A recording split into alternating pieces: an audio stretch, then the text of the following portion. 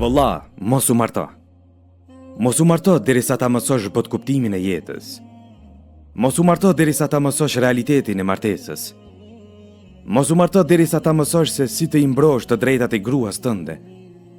Mos u marto derisa nuk e gjen një grua që mund të i përballoj jetës me ty në rehati dhe vështirësi. Mos u marto derisa nuk e mëson se si të mbash përgjegjësinë. Mos u marto derisa nuk e gjen veten se përkujdeset më shumë për fen tënde se sa për dynjan tënde. Mos u marto derisa nuk i mëson të drejtat e gruas tënde mbi ty.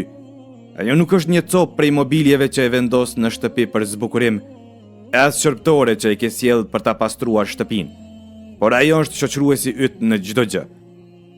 Mos u marto derisa të gjesh veten se je bërë shëmbëltyrë mirë që do të mund fëmijët e tu ta pasojnë.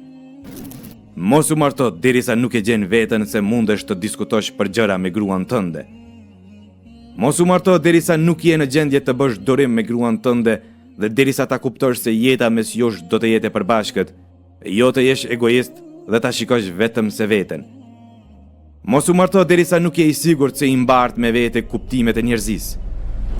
Mos u marto vetëm se atëherë kur bëhesh burr e jo thjesht mashkull.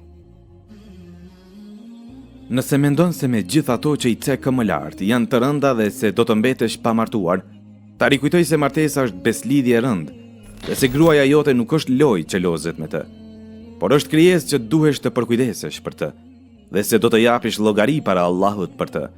Kështu që përgatitu mirë para se të martohesh, nga se martesa nuk është vetëm se epsh, po është përgjegjësi dhe mirëkuptim dhe respekt.